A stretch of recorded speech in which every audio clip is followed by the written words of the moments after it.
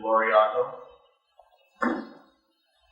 teacher, activist, passionate advocate for the natural world. We have asked Mr. David Krupinski of the Wisconsin Bureau of Endangered Resources to say the first words about Lorrie, and then he will introduce the executive.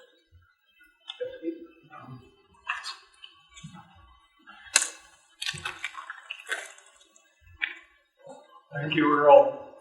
I'm so pleased to be here for a number of reasons.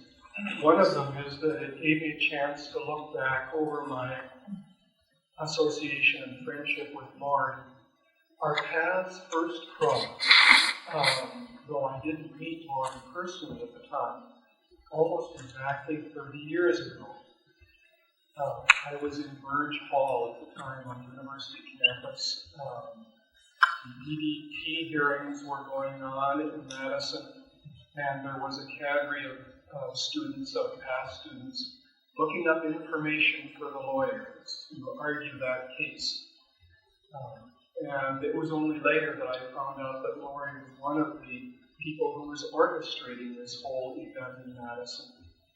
And that happened turned out very well.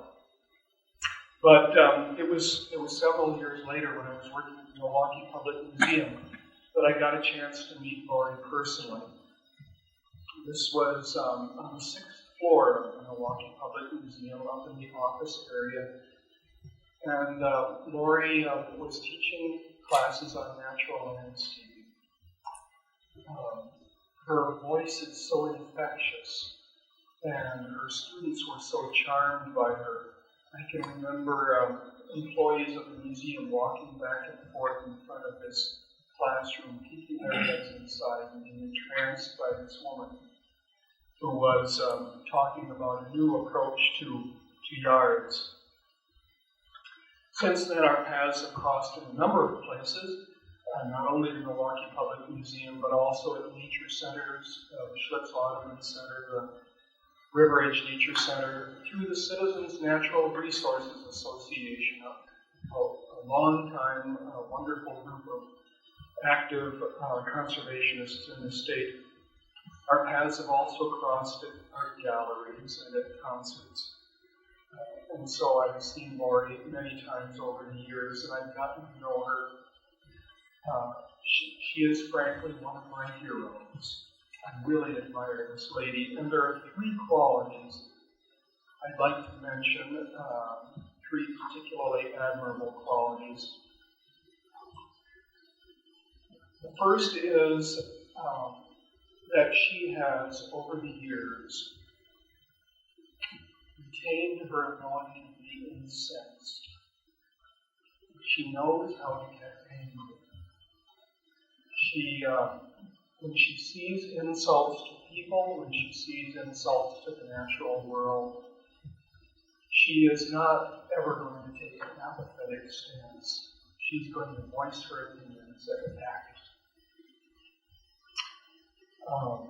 She may tell you later on a story that I've heard several times about her wildflower plantings out in front of her yard and how angry she got when they were cut down senselessly by, probably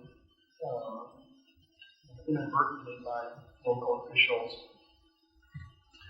And that was years and years ago, but just recently she got equally incensed at similar destruction at a school planting that she'd been involved in over the years.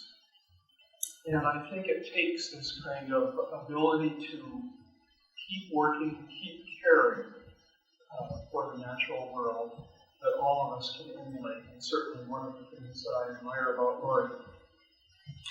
The second quality, the second of the three that I want to tell you about, is that she's generous.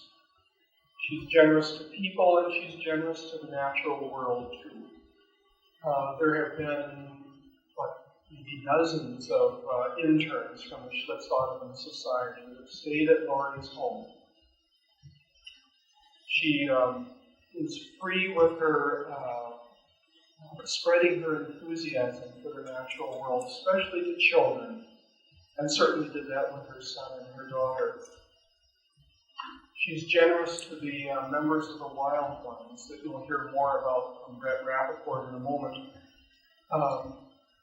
But particularly I admire her generosity to children. She is something of a Pied Piper with children and charms them and teaches them something about the same sense of wonder that Rachel Carson wants all of us to spread to children. She's been generous to me in lots of ways, encouraging me and giving me support in my various endeavors over the years. But lastly, I'd like to mention another quality in her that I think is particularly admirable. I think Lorrie is an artist. And like fine artists, she has a sense of confidence, of self-assurance. I think of a fine painting where you see a strong brushstroke darting across the canvas with absolutely no apology, perfect self-confidence that brushstroke is going to end up precisely where the artist wants it. And I think in the same sense, Lorrie is an artist. She's an artist with ideas and projects, and she's full of them. Her brush is full of the paint of projects and ideas. And her canvas, I think, is Wisconsin and stretches beyond Wisconsin. Her colorful paints go across suburbs, they go across meetings, they go across. She strikes her brush on state government as well, and leaves in its path constructive change and also inspiring people. So that's the third of the qualities that I admire about Lorrie. I haven't told you much about the natural landscaping legacy that she has created, and that is, I'm happily able to tell you, Brett Rappaport's responsibility. So here is Brett Rappaport, the president of the Wild Ones. Brett.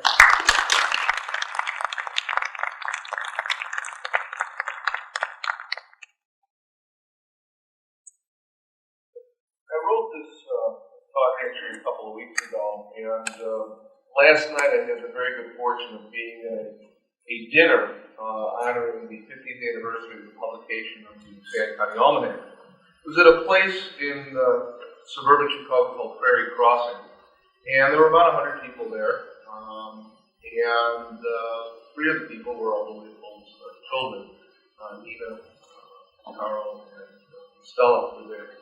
It was at the end of a full day of conferences on Leopold's legacy and what it means in the 21st century. One of the door prizes we got, or gifts we got, as we left was another copy of San County Almanac. And as I got home last night, I was kind of inspired, and I revised my remarks a little bit, based on the reflections of last night and what they mean to what Lorrie has done and what natural landscaping is about.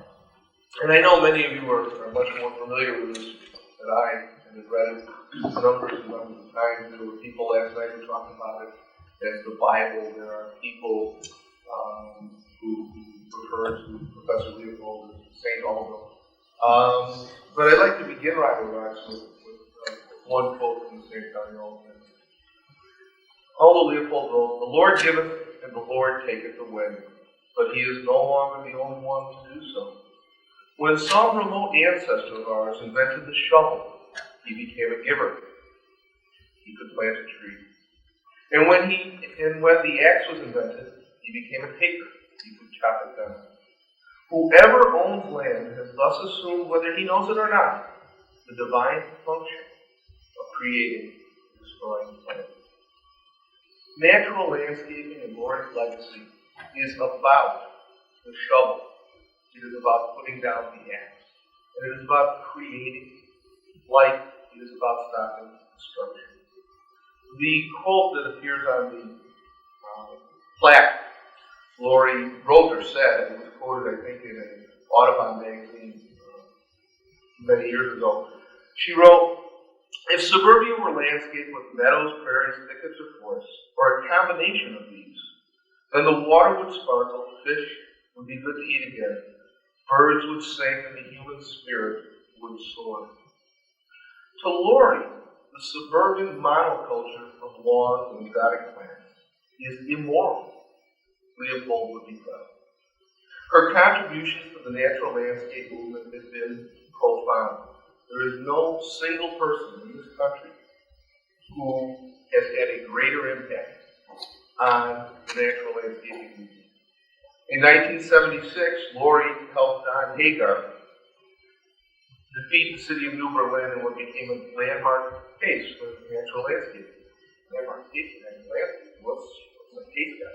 Well, I happen to be a lawyer, and I happen to have met Lorrie through one of these weed wars, as we call them. Believe it or not, notwithstanding beautiful pictures, wonderful landscapes that wildflowers and native grasses and woodland flowers can create, many pioneer natural landscapers met their efforts with a weed inspector.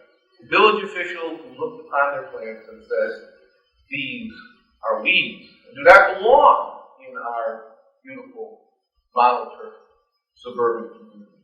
Lorrie, as David said, was outraged. She was incensed. She took up the cause, hired a lawyer, did fundraising, secured expert testimony, I believe one of which was David. I was still probably in grade school at the time, but otherwise she would have called me a lawyer. Lorrie wrote somewhere, I found this quote. She said that Hagar, who was himself a wildlife biologist, in Lorrie's words, quote, "did not submit to the insidious peer pressure which forces suburbanites to mimic each other and clean their yards into lifeless artificial landscapes." Well, Don Hagar won. And since then, many natural landscapers have won. And Lorrie has seen the natural landscape movement progress from the three stages of what John Stuart Mill says all movements go through. The first is ridicule, and the second is discussion, the third is acceptance. So in the early years, it was ridicule. Everybody ridiculed. Lorrie's plants were cut down. Don Hagar was prosecuted. They were goofballs and nuts, and who knew what they were doing. But as we wore into the 80s and into the 90s, there was more and more discussion. And now, as we enter the 21st century, it's beginning to become accepted. Natural landscaping, the use of native plants, the elimination of lawn and exotic plants in home landscapes has become, dare I say, acceptable in some places. This is due in large part to Lorrie. Now, one thing that can evidence this perhaps better than anything else is the group that I am very fortunate to be head of. Wild Ones started in 1979 at the Schlitz Audubon Center with half a dozen or so women who met to discuss native plant gardening. And I believe, the story goes, that Lorrie was the teacher of this group. Is that correct? And the people who would visit the Schlitz Audubon Center would say, "Who are those people over there?" "Oh, those are the wild ones." The name stuck. In 1979, the group had 9 or 10 members. By 1985, it was up to, I think, 100. By 1990, it was probably 250. Well, as we enter the 21st century, we have close to 2,500 members. We have almost 30 chapters stretching from the east coast to the Great Plains, as far south as Oklahoma and as far north as the Canadian border. We have a website, we have publications, and Wild Ones has become the voice of the natural landscape movement. What I'd like to show now is a videotape, rather than describe Lorrie's life history or paraphrase her philosophy. Last year, she was honored by NBC News as a great American. If I can manage to do my technical expertise here, I'll show you about an 8 or 10 minute video, and then I'll conclude my remarks with a personal note. They're wildflowers. For Lorrie Otto, they are always wildflowers. And trees, and prairie grass. All have to flourish wherever they spring up. A magnet for bees and butterflies. But this is not a cottage in the wilderness. Lorrie Otto lives smack in the middle of suburbia, with its manicured yards and groomed gardens. You travel all around the country, and the landscaping, everything is marginalized, so you don't know where to find. Otto, who's 77, lives outside of Milwaukee. She spent the last half-century waging a war to save the environment 1 yard at a time. Her enemy? The manicured suburban lawns. You won't find a lawnmower at her home. It's just plain wrong to shade the earth. I don't see how we can be so deeply rude to each other that we can run a power lawnmower when it could be so quiet, so beautiful. Otto first decided to let her lawn grow free when her 2 children were young and liked to play outside. When you create a habitat like this, there's just so much to see, and there's so much to do, and there's so much to excite and stimulate the imagination of children. Her 50-year love affair with leading nature, well, natural, has made a national impact. In the 1960s, Otto noticed that birds in her backyard were dying from the pesticide DDT used to kill mosquitoes. Helicopters would go over and just douse all the trees, and then the robins started. She led a team of volunteers to convince Wisconsin lawmakers to ban DDT. That laid the groundwork for a national ban in 1972. Other victories followed, like this protected woodland. When Otto learned a plan for commercial development, she went door to door to convince her neighbors to stop the sale. They would say, I just care about my lawn. I really don't care about the woods. But Lorrie, if you want to save the woods, I'll make you save it. And at a nearby elementary school, she helped restore a prairie that's used to teach everything from biology to art. The boys and girls here call her our prairie lady. Otto carries that name proudly, and now she helps groom the next generation of nature lovers. Real patriotism is trying to preserve the earth and the quality of life that was in their country before they arrived and are now just willy-nilly destroying it. American spirit. And thanks, by the way, to our viewer in Wisconsin who wrote and told us about the prairie lady, as they affectionately call it. That is nice. I want to return again briefly to San Almanac on a personal note. I think when you see them talk about Lorrie having a national impact, it's a national impact one person at a time. Years ago in college or high school when I read San County Almanac, this among many passages stood out, and I'll read it to you again. It's a story of Leopold's environmental conservation epiphany. You know, he's been sent to New Mexico to hunt and eradicate the wolves and to enhance the deer population, and he was a young, very eager hunter. And he wrote in San County Almanac years later, he wrote, in those days, we had never heard of passing up a chance to kill a wolf. In a second, we were pumping lead into the pack with more excitement than accuracy. How to aim a steep downhill shot was always confusing. When our rifles were empty, the old wolf was down, and a pup was dragging a leg into an impassable slide rock. We reached the old wolf in time to see the fierce green fire dying in her eyes. I realized then, and I have known ever since, that there was something new to me in those eyes, something known only to her and to the mountain. I was young then and full of trigger edge. I thought that because fewer wolves meant more deer, that no wolves would be in a hunter's paradise. But after seeing the fierce green fire die, I sensed that neither the wolf nor the mountain agreed with such a view. Several years ago, getting many now, I had a similar conservation epiphany. Lorrie's work touched my life. It's been more of a guiding light and inspiration than anything else that I can point to. One day in late August 1992, my wife and toddler children went to visit Lorrie's home.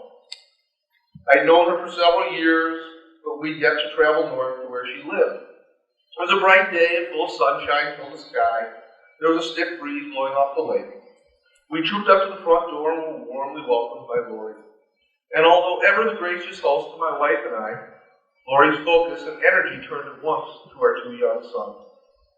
Filled with the wide-eyed curiosity that only children possess, Jeremy and Connor explored the woodlands, the prairies, and Lorrie's yard. With Lorrie, they stood transfixed as she showed them how water puddles in the leaves of a cup plant, the home of a field mouse and the delicate web of an orange spider. The size septuagenarian was in her element as she led the boys on a field trip down the street to the yard of her neighbor Milt Ettenheim. His front yard was resplendent with coneflower, big blue stem, joe pie weed, and prairie dot, plants my children had never seen. Lorrie let them wonder, wander, and explore. She offered them guidance, she answered questions, but she never forced information upon them. My two sons learned volumes that day. At ages 3 and 5, she made an impression. And she made an impression on me as to what one person's impact on children can be.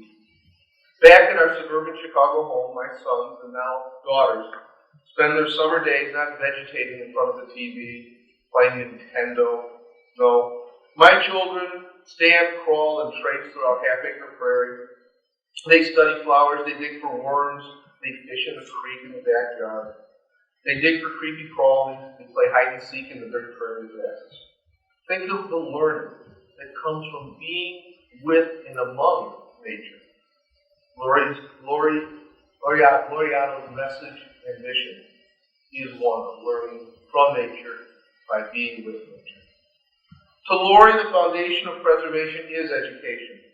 And echoing the sentiment, E.O. Wilson quotes the African conservationist Baba Dione, who wrote, "In the end, we will conserve only what we love. We will love only what we understand. And we will understand only what we are taught." In Lorrie and her work is the proof that the foundation of preservation is education. She has dedicated her life to teaching everybody she comes in contact with, but most especially children. She has planted the seeds of wonder and knowledge in everyone she has touched. Those seeds have taken root. Someone called her once a natural landscaping fairy godmother. And I think that's an apt analogy because she does flit around, sprinkling inspirational pollen everywhere she goes. The seeds have taken root. The adherents of natural landscaping are very profound and having a great effect across this nation. The 21st century will be a much better place to live because of the efforts that Lorrie has done, the lives she has touched, and the message that she has imparted on all. Lorrie, thank you.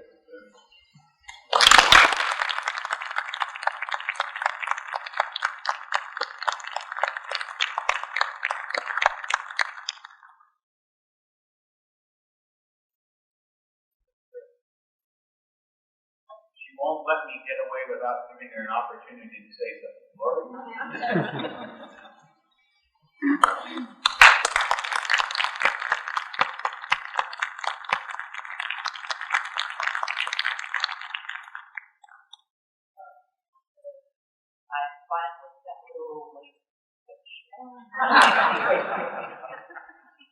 That was a derogatory term when I started on my adventure.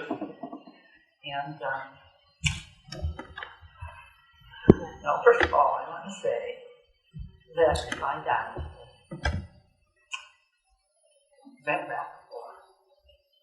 within probably the next 10 years, turn this around so that it will be people who plant lawns, spray them. Those are the guys who are in trouble.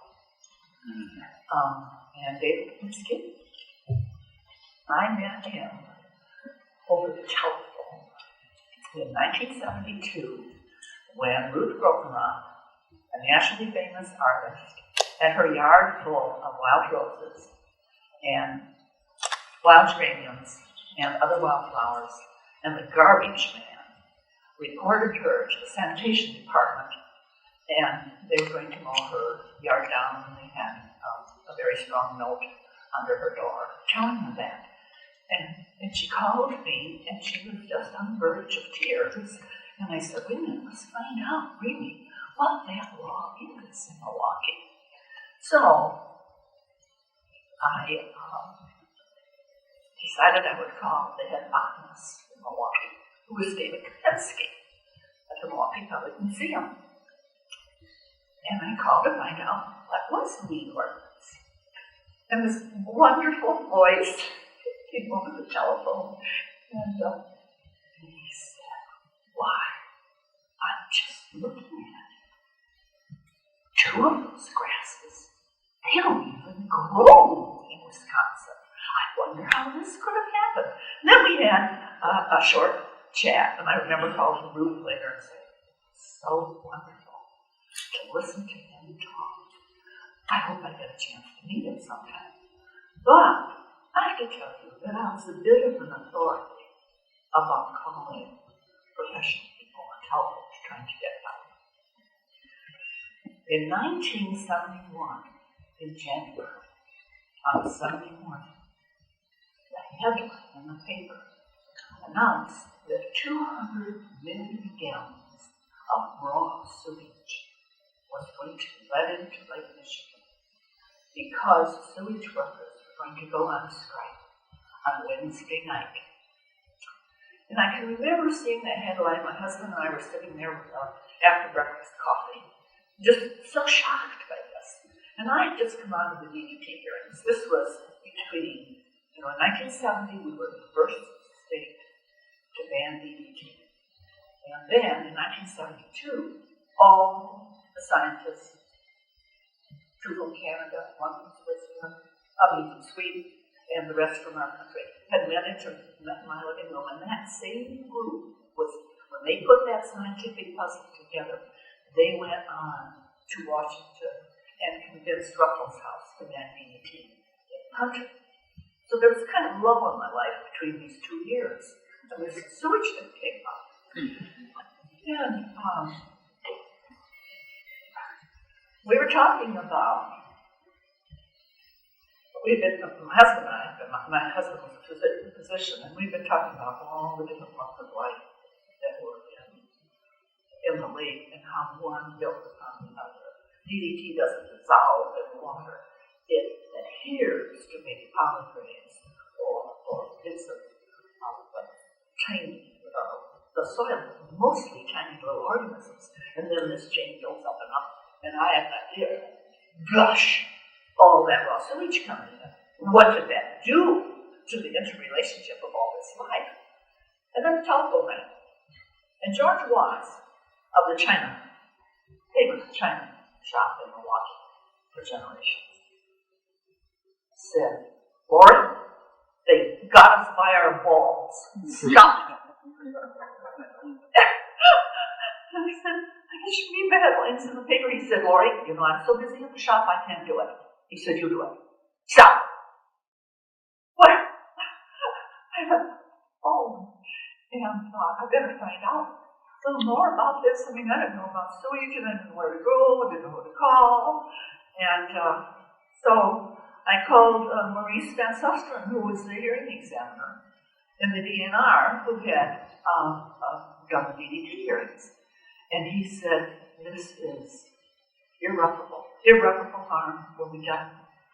He said, this is just inexcusable. This is terrible. He said, call the Attorney General. And so bit by bit, I started that day on Sunday calling people, asking each person who I should call.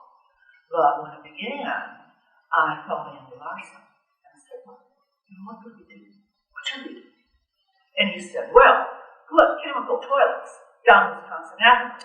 And he said, well, ask everyone, ask all the housewives to do all of their laundry on Monday and Tuesday. And then take a good bath on Wednesday. And after that, it's just a sponge bath, close off the drains, and the water you have left over for doing the dishes or But taking your sponge bath or your urine, throw it outside. And then package the solid stuff and freeze it. You know, this is Andy Larson, who had just come from the Peace Corps, and he would come up with an idea like that. So then I decided I better find out what the health officer says about this, Dr. Crumpton. And I called his home, and Mrs. Crumpton answered, and she said, "This is our home. Call tomorrow at the office." I was a doctor's wife too, and I wasn't very good on the telephone, so my husband had an unlisted number, so I avoided that, but I rather admired her. Call tomorrow. So then,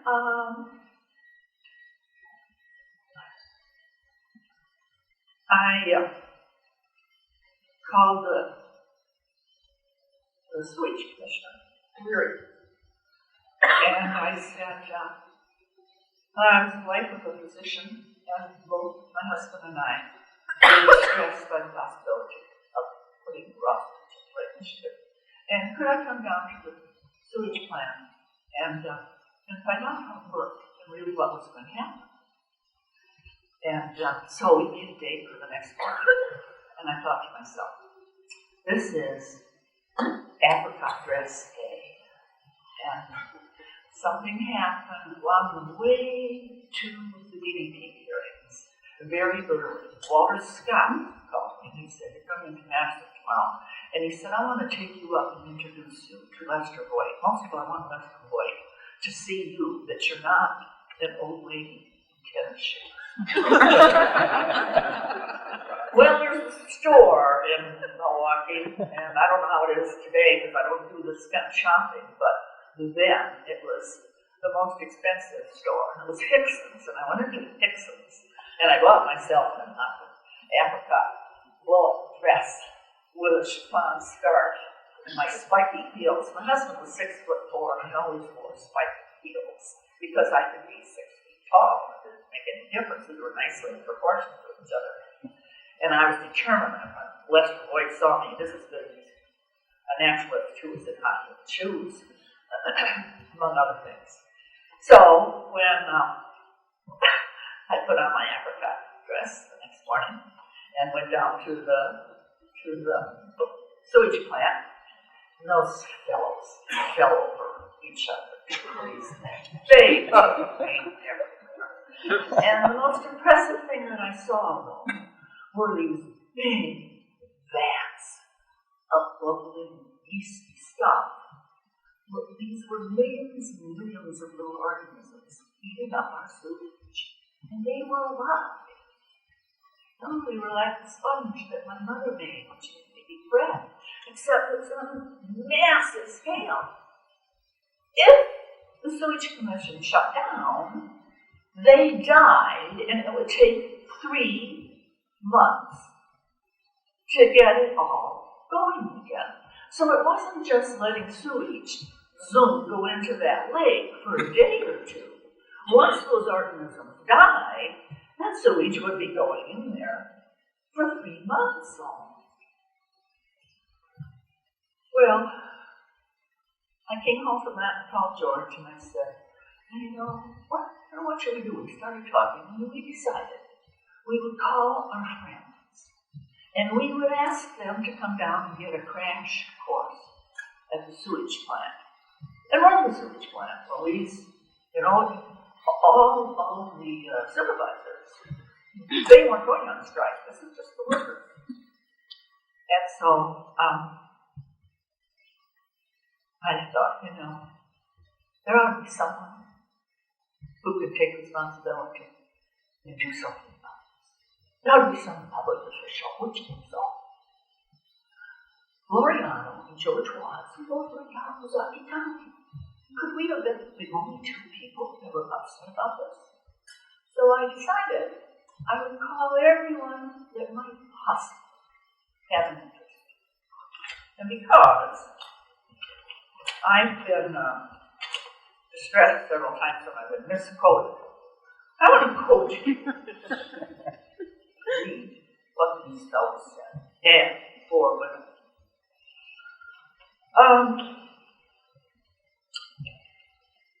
Let's see, when Van Susteren asked me to call the Attorney General, Robert Warren, I was to ask that an injunction be served and court orders demand signatures from doctors when men called in sick. Robert McDonnell, who was the Assistant Attorney General, said, write a letter to Warren, mark it urgent, and send a copy to me. He said, no, better yet, phone him on this subject. And then I told you about Crumbeagle. So, the next day I called Dr. Jean Antonetti, Deputy Commissioner of Health. And she said, what are you worried about? This is winter. Nobody's going swimming. There's no odor. And, no, it's mostly water. It isn't 200 million gallons of solids. She said, it's just an ecological nuisance. And if the filtration plant was shut down, well, of course, we'd have to ask people to boil the water. Then, I called Richard Broder, he was assistant to the U.S. State Attorney for Eastern Wisconsin.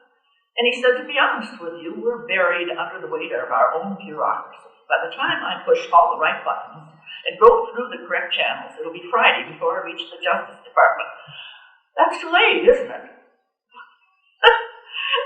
And then he did look up the 1899 Refuse Act, and he wanted to know if it would apply to the lake. And I said, yes, if they leave the first gate open, that'll be plastic bottles, rags, cans, dead cats and rats.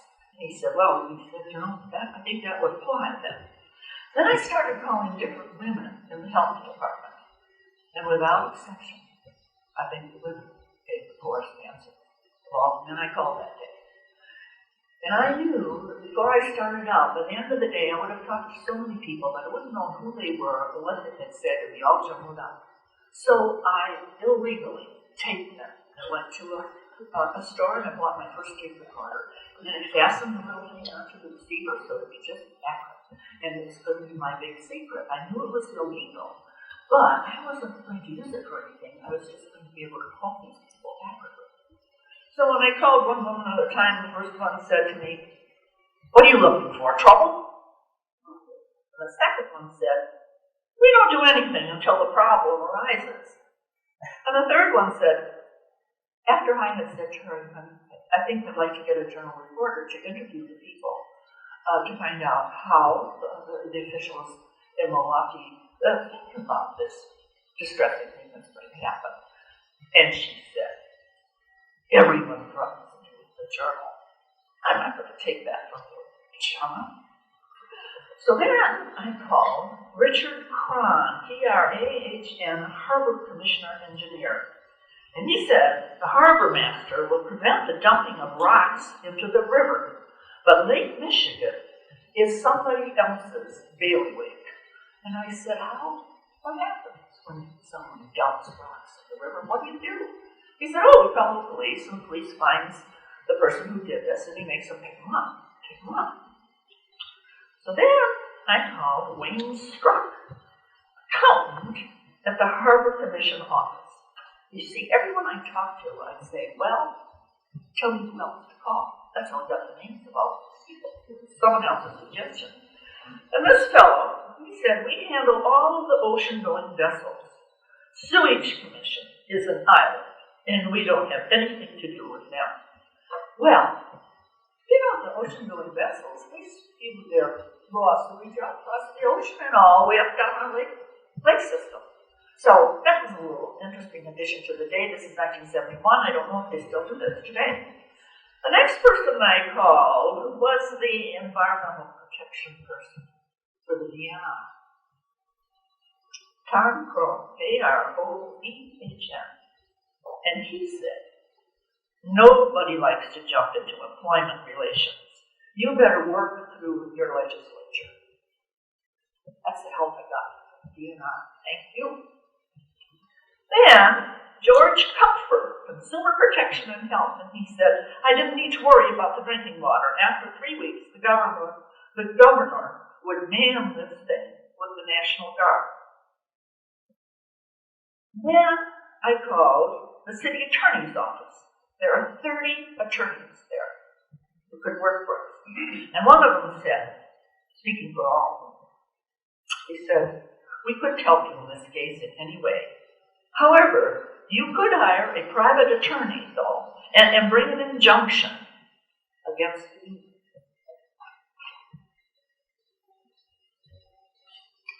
Someone suggested I call Howard Craig.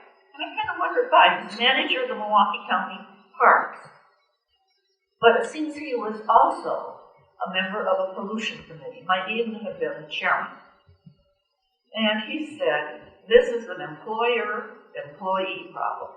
First of all, when I first called him, he said, this is an employer-employee problem. However, you can call the Fish and Wildlife Service in Minneapolis or the Federal Water Pollution Control in Chicago. I said, well, I'll write to them. And he said, people like you should just keep swinging. Then I called Arthur Strickland, the press secretary to Mayor Henry Meyer. And he said, we're up to our necks in the police strike. And I asked if there were any plans to protect the lakes. And he said no. He said, we've had no calls on this subject. And the last person I called was Harry Brocco, Center for the Great Lakes Studies at UWM. And he said, ecological disaster. Met this massive injection of the rawest kind of pollution. Other communities will be outraged. It's like dumping trainloads of fertilizer to weeds and algae. Fish will die quickly. Everything will be fighting for oxygen. It will take a tremendous length of time for sunlight, wind, and the healing processes of nature to repair damage of this evil act. This time it was 4 o'clock, and I had all of these people on a tape. And I called George and said, what do I do now? And he said, type it out, and we'll get published. So,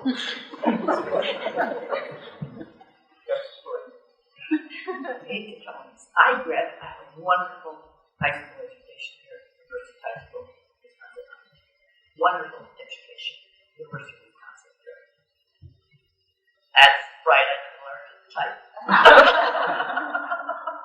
So don't think I even got my husband's old Royal typewriter.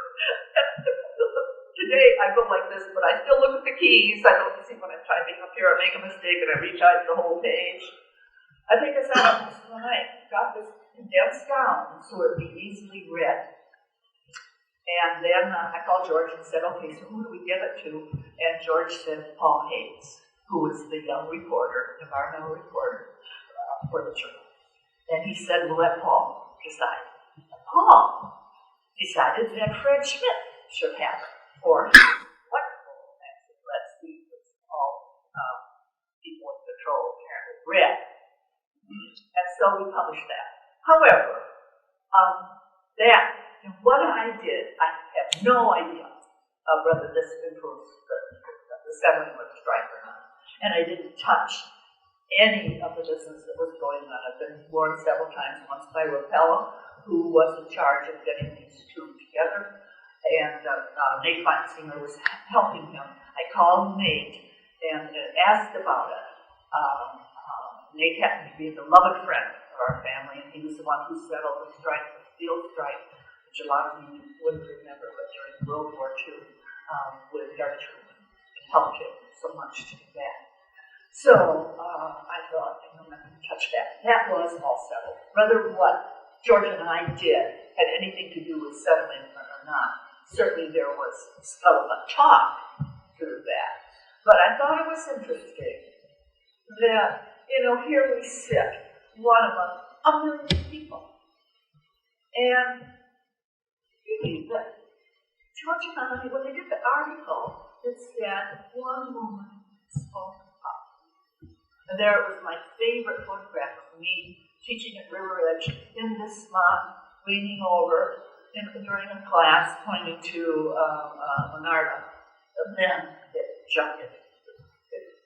We just copied everything this guy said. And when Fred Schmidt first got it, he called a couple of men and he said, "Did you really say this?" "Oh, take an item." And so then I said to Fred, "Hang on, oh, you want to hear this?" And in the voice, there it was, exactly. Now, concluding, I feel a little bit like Jesse Ventura. His reaction, he went to the governor's conference a short time ago. He was so thrilled.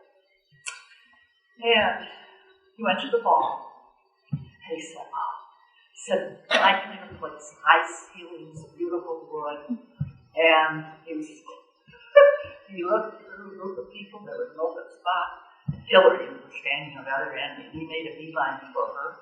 He reached over, took her glass of champagne, put it down, took a hold of her, and said, "We're dancing." And he danced her around. Sometimes he said, "Oh, my parents could just see me now in the White House dancing with the First Lady." And I think, if my father, especially my father, could only see me now. I don't know why it is that you think, if our parents are long since dead. However, I do have a sister here, but they're from Idaho, and I have 3 cousins here, beginning here, who is more my sister than my cousin. My daughter would be here, but she is in charge of her mother-in-law's funeral and trying to console for men who are the sons. So otherwise, Patricia would be here too.